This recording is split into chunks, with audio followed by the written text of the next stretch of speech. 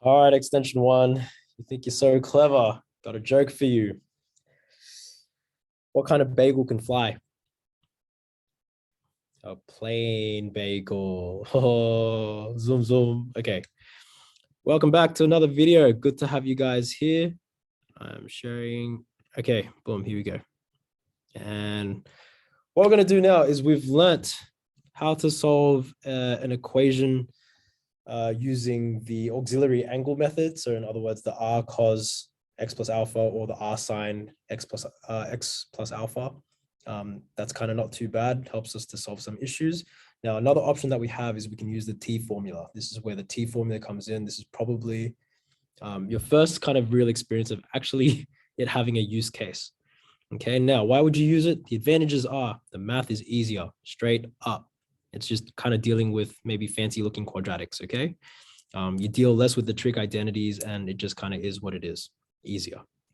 Okay, now the disadvantages is sometimes you want to know what the wave is and you want to know like what's the amplitude or what's the period, blah, blah, blah. In this case here, we're going to lose understanding of what the wave function is. We'll solve the equation and we'll know when certain things happen, but we will not know what the wave looks like. Other thing is, because of the nature of the T formula, remember T is tan x on 2. If we have x equals to 180, it kind of means tan 90, and we know tan 90 is actually an asymptote. So it means that there's a solution that can't be found. If x equals 180 was a solution, we can't find it using this method. So you need to test it separately. Okay, those are the disadvantages. But with that, I guess let us move ahead. Let's deal with this question here. So let's remember when we've got t equals to tan x on 2, we know that sine x is given by that, cos x is given by that, and tan x is given by that. Okay, now for most of these questions, you'll be dealing with sine and cosine. Tan comes up as well, but mainly sine and cosine are the ones that you want to look at. So let's take a look at this question here. Now, what I've done slightly different here that I want you to note. Okay, we're not between 0 and 360 like we used to. We're dealing between negative 180 and positive 180. Now, immediately before I go too far, when we're using the tan formula, I'm using half x. So that means the solutions that we'll end up looking for is we're going to look between negative 90 and 90, okay, just by halving each section of the inequality. So I'm just going to keep that in the back of my mind as we then power ahead. So let's do this. Solve. So instead of writing sine x, I'm going to replace it with this guy. 3 times 2t on 1 plus t squared minus 4. And instead of writing cos x, I'm going to replace it with this guy.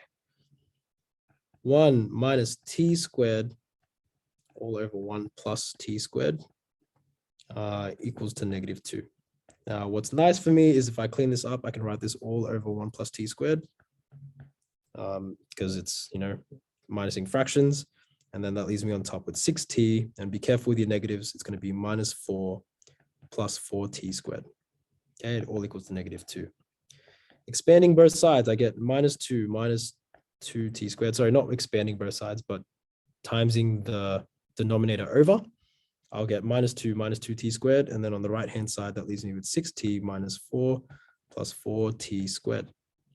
Now, at this point, please recognize this is a quadratic. Okay, so that means this is somewhat easily solvable. I'm trying to make room here. So if I was to go about solving this now, let's collect everything together. I'm going to push everything onto the left-hand side because I've got my bigger t squared there. So I'm going to get 6t squared. I'm still going to have that positive 6t. And then I've got minus 2. If I plus that over, that would be minus 2. Minus 2 equals to 0. Okay, now from here, how I would go about solving this is, I guess you can kind of take out a common factor of 2. This part here isn't super necessary, but it makes the numbers slightly smaller, which is nice. And I'm going to use the quadratic formula. So that means, remember, t is going to equal to minus b plus minus the square root of b squared minus 4 times a times c all over 2a. Okay, so in other words, t is either going to equal to minus 3 plus minus square root of 21 on 6. Or let's write them separately. It's either that t equals to that, or t equals to minus 3 minus root 21. All right, I'm expanding the plus minus here. Okay, now that I've got these two, at this point here, I would reintroduce t as tan x on 2. Okay, equals to minus 3 plus root 21 on 6. And I'll reintroduce it here as well. X on 2 equals to minus 3 minus root 21 on 6. Hopefully it's not too messy, and hopefully you guys are tracking along. And so by actually kind of, let's put it this way. Now I'm going to go back and note that this half x or x on 2 that I'm dealing with, I'm only looking for the solutions between negative 90 and 90. Okay, so in other words, if I'm talking about all stations to central, when is tan going to be, or in one of them, tan is going to be positive? So here and here, I'm only going to get those two if I'm between 0, 90, and negative 90. Right, that's going to be my positive on the left-hand side and my negative on the right-hand side. Okay, so now that we've got that, let's solve for, I guess, whatever x on 2 was. So in other words, x on 2 would have been, in the first quadrant, if I take the tan inverse of this, minus 3 plus the square root of 21 on 6, that there is kind of going to be my answer, right? It's going to be something. And then here as well, it's just going to be the negative. Okay, put it this way. We're in the fourth quadrant, but if this was theta, this would just be negative theta. So it's just going to be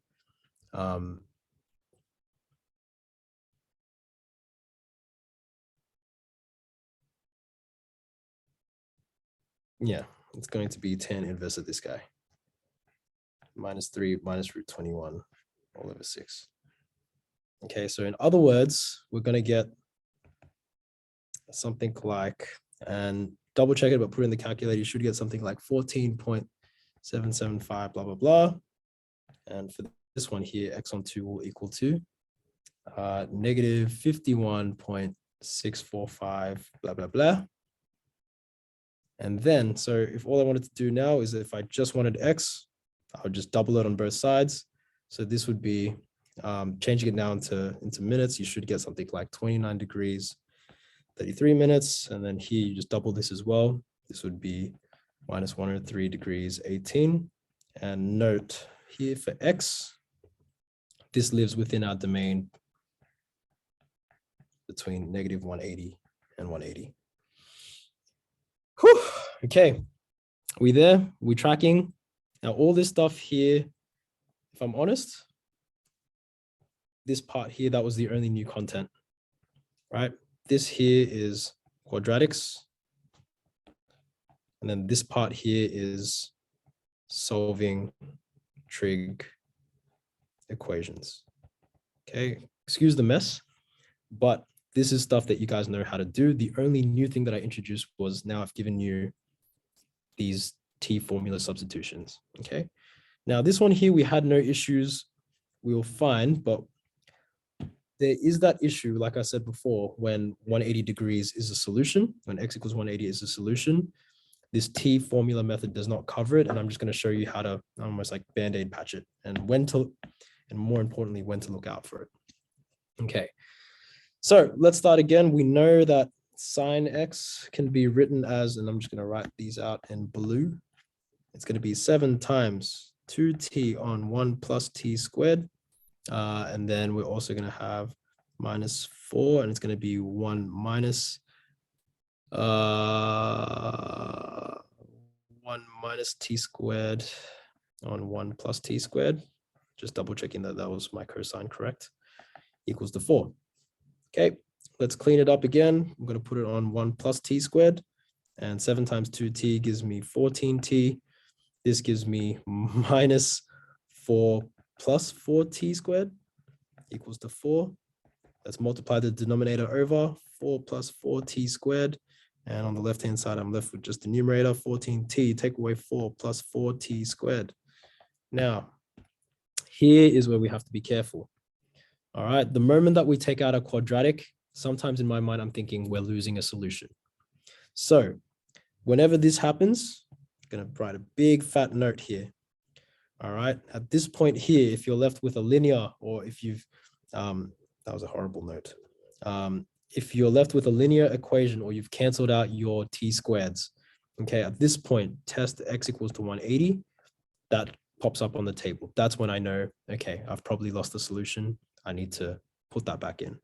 Okay, now I'm going to leave that for there for now and finish solving this, but that's my little note. So again, if I keep going, now I get 14t equals to 8. Whew. And now t equals to 8 on 14, and t will equal to 4 on 7. Okay, now that's one of my solutions. Sure, now that I've got this, let's take a look here. Now, again, I probably should have tested this out from the beginning. Because I am using the t formula being tan x on 2, that means while I'm working with t, I'm going to be solving between 0 and 180. Those are the solutions that I'm looking for. Okay. So with that in mind, I've got t, or in other words, I've got tan x on 2 equals to 4 on 7. Now, what that means is, let's take a look here. Use your u sub if you're more familiar. Tan u equals to 4 on 7. I'm going to try and make my u's and my 4's look different. And then so in that case here, I've got all stations to central, but between 0 and 180, when is tan u positive? It's only in the first quadrant. So that's all I need to look at. Don't need to care about the second. Okay, so in this case here, u is just going to equal to tan inverse 4 on 7. No. And this will be x on 2 equals to, I think I'm looking here that this is roughly,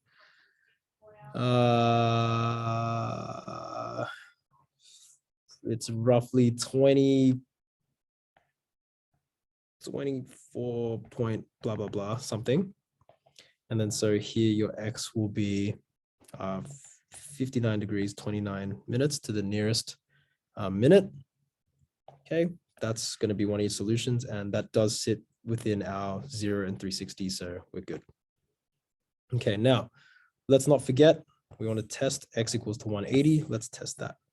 So again, we substitute it back into our original.